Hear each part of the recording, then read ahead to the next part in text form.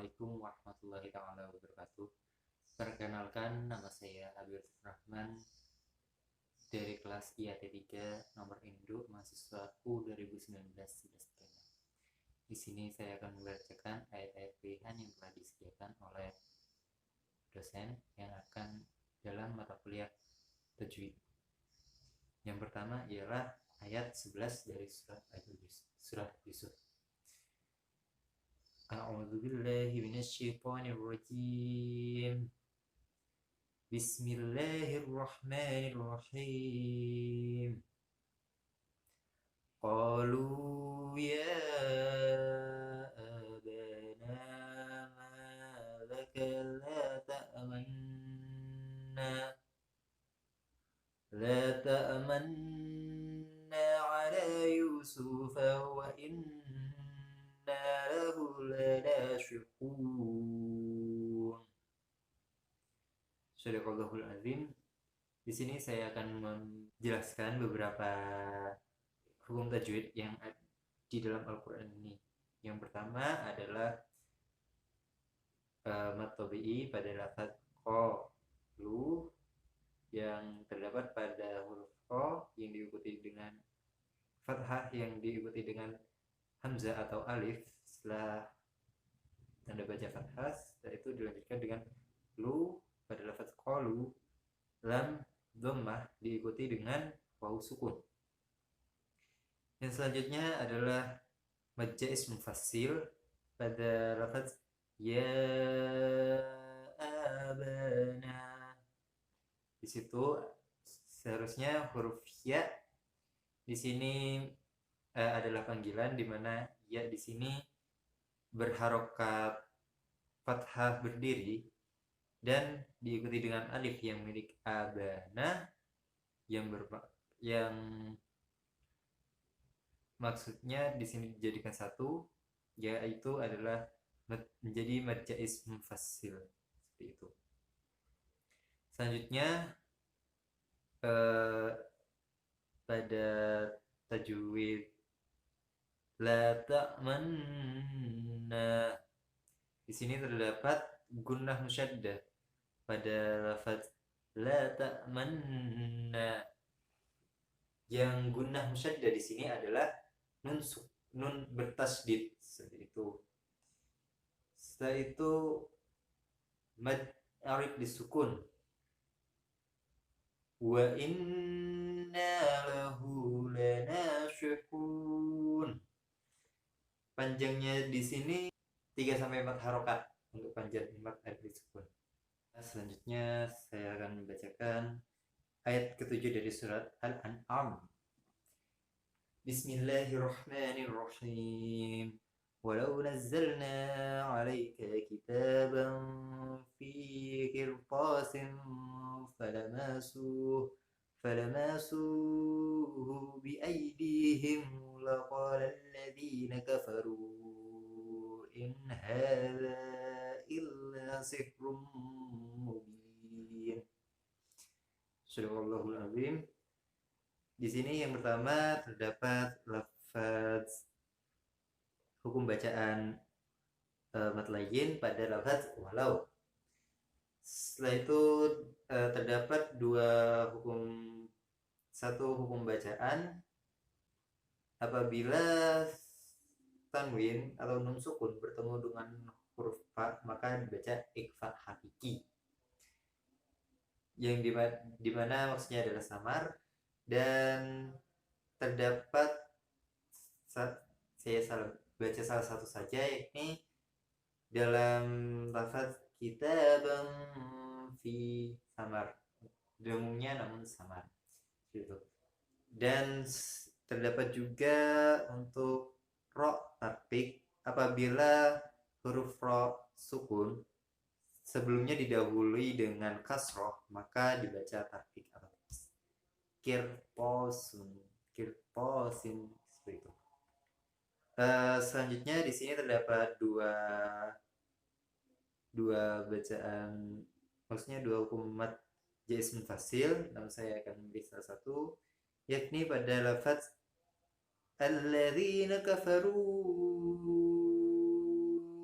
in Nah, di sini kafaruin. Apabila mat tabi'i bertemu dengan hamzah atau alif di lain kalimat atau di lafaz yang berbeda seperti itu. Dan di sini juga terdapat izhar halqi, yakni pada lafaz in hadza, seperti itu namanya izhar halqi. Dan yang terakhir adalah sebelum akhir terdapat lafaz hukum bacaan gunnah idgham bi gunnah, yang dimana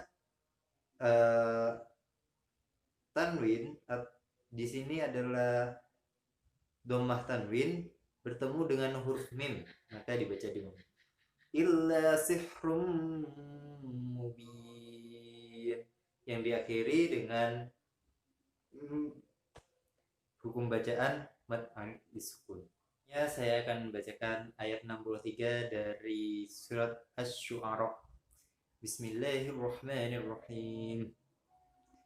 فأوحينا إلى موسى أن اضرب بعصاك البحر فانفلق فكان كل فرق كالطود العظيم. Shadaqallahul azim. Di sini saya akan menjelaskan hukum tajwid. Yang pertama adalah mad layin pada lafaz fa'auhayna, dan dilanjutkan dengan mad jaiz munfasil pada terdapat dua hukum di sini. Yang pertama pada lafaz fa'auhayna dan ila Musa, seperti itu. Fa'auhayna ila Musa anidrib bi'asakal bahr. Untuk selanjutnya ini adalah hukum alif lam qamariyah, karena setelah huruf alif lam qamariyah diikuti dengan huruf ba. Dan terdapat juga hukum boleh berhenti hukum bacaannya, yakni waqaf.